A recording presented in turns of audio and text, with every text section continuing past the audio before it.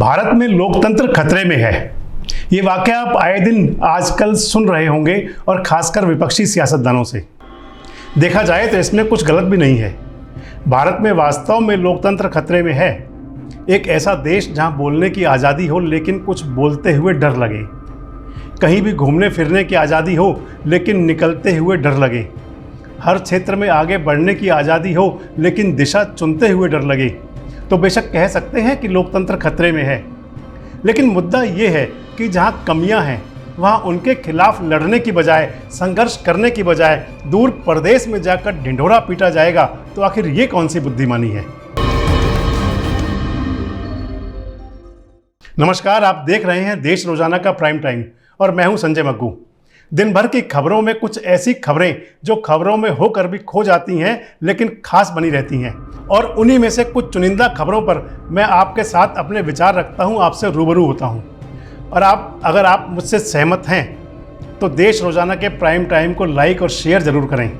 अगर आप हमसे सहमत हैं तो चैनल को सब्सक्राइब ज़रूर करें। आज की बड़ी खबरों में सबसे पहले बात करते हैं भारत की उन बेटियों की जो विदेशी सरजमीन पर जीत का परचम लहरा कर लौटी थी। जब वो जीत कर आई थी, जब वो मेडल लेकर आई थी, तो दिल खोल कर उनका स्वागत और सत्कार हुआ था।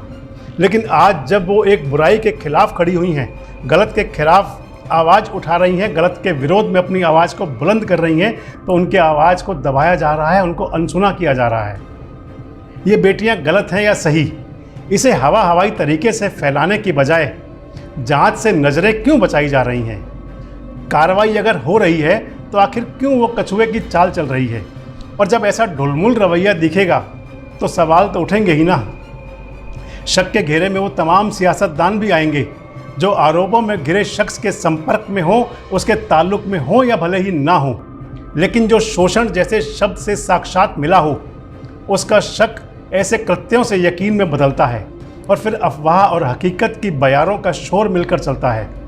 खैर, फिलहाल इस मामले में एक नया अपडेट ये है कि भारतीय जनता पार्टी के सांसद और कुश्ती संघ के जो पूर्व अध्यक्ष थे ब्रजभूषण शरण सिंह, जिन पर तमाम आरोप लगे हैं, यौन शोषण के, पॉक्सो एक्ट लगा है और महिला पहलवानों ने तरह तरह के आरोप लगाए हैं, उनके घर पर मंगलवार को दिल्ली पुलिस ने दबिश दी। देर से ही सही, कई सप्ताहों से सोई दिल्ली पुलिस की आखिर खुमारी जगी तो सही। और सुस्ता कर जब दिल्ली पुलिस उठी तो सोमवार की देर रात को करीब 10 बजे पहले ब्रजभूषण के लखनऊ और फिर गोंडा आवास पर पहुंची। लेकिन किया क्या? एक बड़ा काम किया। घर में काम करने वालों के नाम और पते नोट किए, उनके बयान भी दर्ज किए। ऐसा बताया जा रहा है, खबरों में बताया गया है कि ड्राइवरों, नौकरों और उनके साथ साथ लगभग 15 लोगों से दिल्ली पुलिस ने पूछताछ की। उन लोगों से पूछा कि सांसद महोदय का व्यवहार कैसा है, सांसद महोदय का रवैया कैसा है। और इस पूछताछ में लगभग 1.5 घंटा लगाकर दिल्ली पुलिस वापस लौट गई। अब ये सब क्यों किया गया? क्या पुलिस को कुछ मिला? जवाब खोजिए। और इधर खबरें उड़ने लगी कि ब्रजभूषण शरण सिंह पर कार्रवाई की मांग को लेकर धरने पर बैठी पहलवान बेटियां धरना खत्म कर अपने अपने काम काज पर लौट गई हैं। और इसी के पैरेलल सोशल मीडिया पर खबरें फैलाई जाने लगी। पहले मेडल गंगा में बहाने जा रही थी और अब अपनी नौकरी छोड़ दी। बजरंग पूनिया, साक्षी मलिक, दिनेश फोगाट को ऐसी खबरों और सुझावों पर गुस्सा भी खूब आया होगा। लाजिम है, एक तरफ हम खुद अपने बच्चों को सिखाते हैं कि गलत के खिलाफ आवाज़ उठाओ, देश के लिए खेलो, लड़ो, लेकिन अन्याय शोषण के विरुद्ध बोलो। और दूसरी तरफ सोशल मीडिया पर बैठे हुए जब कुछ महानुभाव बिना सही गलत जाने अन्याय के खिलाफ आवाज़ बुलंद कर रही बेटियों को इस तरह के सुझाव देकर क्या साबित करना चाहते हैं? बयारों में बह रहा एक शब्द है, प्रोपेगंडा यहाँ तक एकदम फिट बैठता है। खैर, फिलहाल धरना खत्म किए जाने वाली अफवाह पर पहलवानों ने साफ किया है कि उन्होंने रेलवे में OSD यानी कि ऑफिसर ऑन स्पेशल ड्यूटी के तौर पर काम करना तो शुरू कर दिया है, लेकिन ब्रजभूषण के खिलाफ उनका विरोध और प्रदर्शन तब तक जारी रहेगा जब तक इंसाफ नहीं हो जाता। यहाँ आप और हम समझ सकते हैं कि इस इंसाफ की राह जिस पर ये पहलवान बेटियाँ चल रही हैं, उनके लिए कितनी कंकरीली साबित हो रही हैं और आगे भी कितनी इनकी डगर कठिन हो सकती है, ये आप समझ सकते हैं। एक गीत की 2 लाइनें मुझे याद आ रही हैं। जब बचपन में गुनगुनाया करते थे कि इंसाफ की डगर पर बच्चों दिखाओ चलकर, ये देश है तुम्हारा, नेता तुम ही हो कल के। गीत का हर बोल हमें उत्साहित करता है, गलत के खिलाफ आवाज़ उठाने के लिए, अपनी आवाज़ को बुलंद करने के लिए। लेकिन जगह और लोग जहां आपकी आवाज़ बुलंद कर रहे हो वो कौन है, ये देखना और समझना भी होता है। इशारा आप समझ रहे होंगे, मैं बात कर रहा हूं राहुल गांधी की। इन दिनों राहुल गांधी अमेरिका गए हुए हैं और कुछ दिन में वापस लौटेंगे। जब राहुल गांधी देश में वापस लौटेंगे तो महीने के आखिर में प्रधानमंत्री जी भी अमेरिका जाएंगे। बीते कई दिनों से राहुल गांधी अमेरिका में प्रेस कॉन्फ्रेंस कर रहे हैं, कार्यक्रमों में शामिल हो रहे हैं, अलग अलग सेमिनार में जा रहे हैं और राहुल वहां जो बयान दे रहे हैं उसकी प्रतिक्रियाएं या भारत की राजनीति को खूब सुलगा रही हैं, सत्ता के गलियारों में सुनाई दे रही हैं। राहुल विदेशी जमीन पर जाकर कह रहे हैं कि भारत में लोकतंत्र खतरे में है। राहुल गांधी कहते हैं कि भारत की कॉन्स्टिट्यूशनल बॉडीज़ यानी कि जो संवैधानिक संस्थाएं हैं उन पर आरएसएस यानी कि राष्ट्रीय स्वयंसेवक संघ और भाजपा ने कब्जा कर लिया है। राहुल गांधी के और भी कई इसी प्रकार के बयान आ रहे हैं। उनकी तरफ से क्या इस तरह की बयानबाजी सही है? खास तौर पर उस समय जब किसी दूसरे देश में बैठकर अपने देश के लिए नकारात्मक बातें कही जाएं और खुद ही खुद की अपनी साख को खराब करने जैसा माहौल बनाया जाए। भले ही ये राजनीति हो, लेकिन राजनीति में भी ये ठीक नहीं है। ये बात राजनीति में सक्रिय लोगों को ज़्यादा समझनी चाहिए। खैर, फिलहाल खबर ये है कि भारत में लोकतंत्र खतरे में है। ये मुद्दा अमेरिका के व्हाइट हाउस में भी उठा है। अमेरिका के व्हाइट हाउस में एक प्रेस कॉन्फ्रेंस हुई और जब भारत के लोकतंत्र पर सवाल उठा, भारत के लोकतंत्र पर चिंता जाहिर की गई, तो व्हाइट हाउस में राष्ट्रीय सुरक्षा परिषद के अधिकारी जॉन किबी ने इस चिंता को सिरे से खारिज कर दिया, सिरे से नकार दिया। जॉन किबी कहते हैं कि भारत एक जीवंत लोकतंत्र है और जिसे भी लोकतंत्र देखना हो वह दिल्ली में जाकर देख सकता है, इसे महसूस कर सकता है। उन्होंने कहा कि निश्चित रूप से मैं उम्मीद करता हूं कि लोकतांत्रिक संस्थानों की ताकत और इसकी हालत चर्चा का हिस्सा होगी। किवी ने इस प्रेस वार्ता में भारत के लोकतंत्र को लेकर जाहिर हो रही चिंताओं पर विराम लगाते हुए साफ किया कि भारत कई स्तरों पर अमेरिका का एक स्ट्रॉन्ग पार्टनर है। दोनों देशों के बीच अच्छा आर्थिक व्यापार है। भारत एक पैसिफिक क्वाड का मेंबर है और इंडो पैसिफिक सुरक्षा के संबंध में अमेरिका का एक खास दोस्त और खास भागीदार है। बेशक इस बयान के बाद में अमेरिका के भारत पर विश्वास जाहिर करने के दोहरे मायने निकाले जा सकते हैं, हो भी सकते हैं। एक तरफ राहुल अमेरिका में बैठकर अपने ही देश के लोकतंत्र की बखिया उधेड़ रहे हैं, तो दूसरी तरफ भारत के कर्ता धर्ता, भारत के मुखिया और हमारे जो प्रधानमंत्री हैं नरेंद्र मोदी कुछ दिन बाद अमेरिका यात्रा पर रवाना होने वाले हैं। दोनों ही तरह की बातों पर मसाला बनना लाजमी है, लेकिन सीख हमें लेनी है, हमारे सियासतदानों को लेनी होगी कि मुल्क के मार्मिक मुद्दे अगर मुल्क में रहकर ही समझे जाएं, देश की गहन बातें, देश की गूढ़ बातें अगर देश के अंदर रह करके समझ ली जाएं तो ज़्यादा बेहतर है। कमी पेशियाँ तो सब में हैं, घर के भीतर भी और बाहर भी, पर अगर घर की बात बाहर जाएगी, किसी और देश में जाएगी, तो किसी और देश को आप पर हावी होने का मौका मिलेगा। तो साख बनाने में भारत को बहुत लंबा समय लगा है। फिर मुल्क की सियासत यानी कि मुल्क की बेतुकी सियासत उस मिट्टी को खराब करने में आखिर आमदा क्यों है? खामियां भी दोनों ओर हैं, चाहे पक्ष के लोग हों या विपक्ष के लोग हों। सियासत का ये रूप भारत में पिछले कुछ साल से देखने को मिल रहा है, जो पहले नहीं था।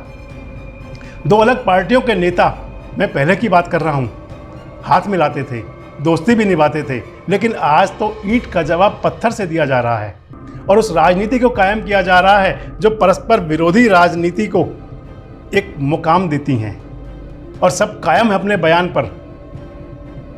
इन बयानों के बीच में नए नए बयान भी आते रहते हैं। राहुल के एक अलग नारे हैं, अलग स्लोगन है कि नफरत के बाजार में मोहब्बत की दुकानें खोलने आया हूँ। उनका ये स्लोगन खूब छाया हुआ है और अब इस बयान पर पलटवार किया है भारतीय जनता पार्टी के राष्ट्रीय अध्यक्ष जेपी नड्डा साहब ने। जेपी नड्डा साहब कह रहे हैं कि उन लोगों ने यानी कि कांग्रेस के लोगों ने यानी कि राहुल गांधी ने नफरत का मेगा शॉपिंग मॉल खोल रखा है। राहुल गांधी के लगातार किए जा रहे बयानों पर जेपी नड्डा साहब कह रहे हैं कि राहुल गांधी को भारत के बढ़ते हुए गौरव से पता नहीं क्या समस्या होती है। यह गौरव उनको पछता नहीं, यह गौरव उनको अच्छा नहीं लगता। कोविड वैक्सीन की बात हो, सर्जिकल स्ट्राइक की बात हो, हिंदू मुसलमान हो, हर मुद्दे को लेकर नड्डा जी ने राहुल पर धावा किया है, राहुल पर हमला बोला है। जब जब भारत के नेतृत्व की थाथी बनती है, एक उसका लोहा लोग मानते हैं, तब तब हमारे कांग्रेस के युवराज राहुल गांधी बढ़ते गौरव से पता नहीं उनको क्या समस्या हो जाती है। ये गौरव उनको पछता नहीं।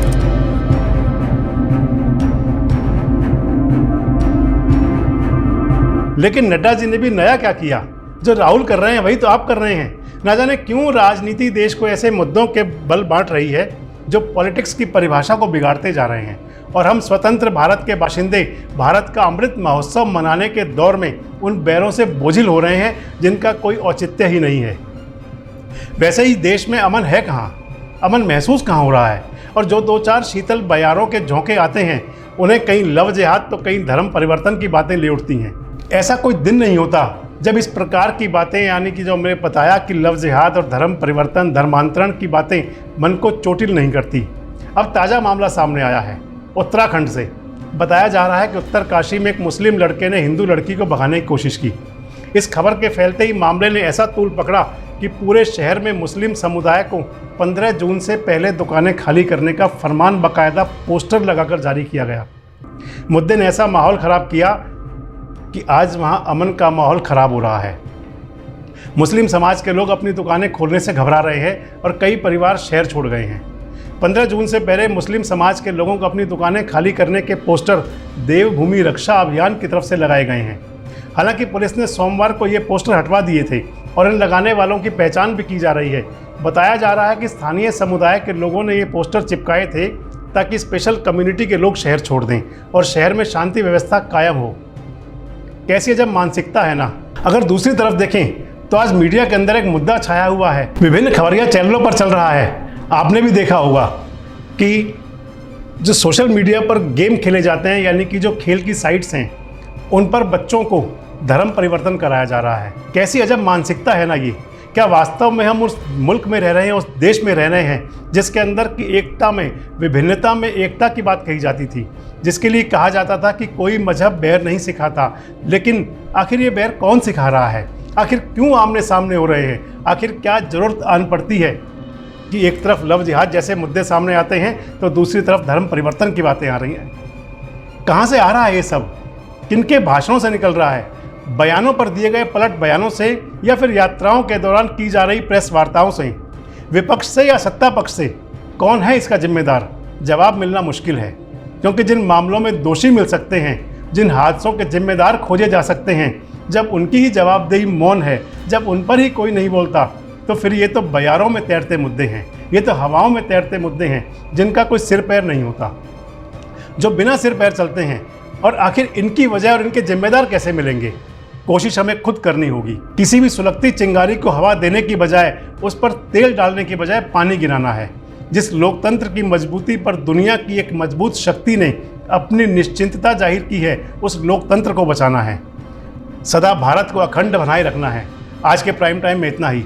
कल फिर मिलेंगे। देश के कुछ चर्चित मुद्दों पर और कुछ दबे छिपे सवालों पर आपसे चर्चा करेंगे, आपसे रूबरू होंगे। हमसे जुड़े रहें, देखते रहें देश रोजाना। नमस्कार, धन्यवाद। हमारे साथ जुड़े रहने के लिए देखते रहिए देश रोजाना का यूट्यूब चैनल। सब्सक्राइब कीजिए, साथ ही देश रोजाना की खबरें सबसे पहले देखने के लिए प्रेस कीजिए बेल आइकन।